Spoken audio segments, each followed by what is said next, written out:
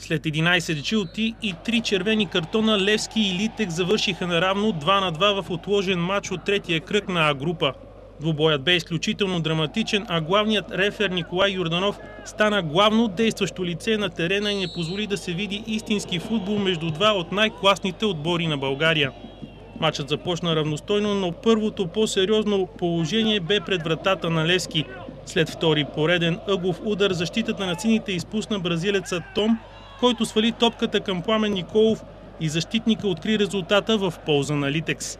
Голът бе последван от няколко нервни минути, в които главният съдия показа 5 жълти картона, от които 2 за Еньо Кръстовчев и Веселин Минев, които в последствие оказаха влияние в срещата.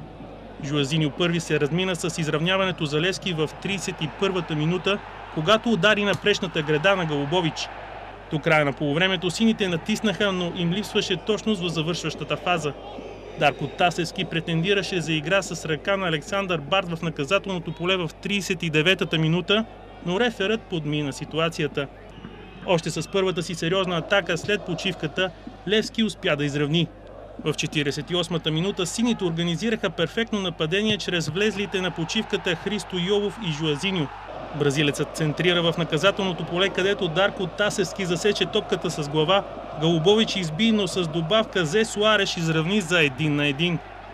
В 50-та минута съдията Йорданов вдигна втори жълт картон на Веселин Минев, макар и не без основания, за доста безмислен фаул в средата на терена. Това обаче не обезкуражи Левски и Йовов отново изведе сините напред 7 минути по-късно, като отбеляза директно от ъглов удар, не без помощта на Голубович, който сам вкара топката в собствената си врата. В следващите минути на терена настъпи пълно объркване, като на няколко пъти футболистите стигнаха до спречквания и размяна на удари. В един от случаите Радостин Кишишев удари Зе Суарес и получи червен картон в 68-та минута. Само 4 по-късно обаче Левски отново остана с човек по-малко, след като втори жълт картон видя и Кръстовчев. Последвалият тотален натиск на Литекс доведе до напрежение пред вратата на Божидар Митрев.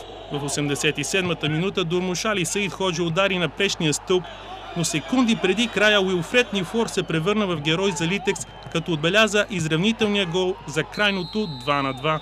Така във временното класиране на тима от Ловеч остава на първо място с 32 точки актив, докато Левски е четвърти с 23.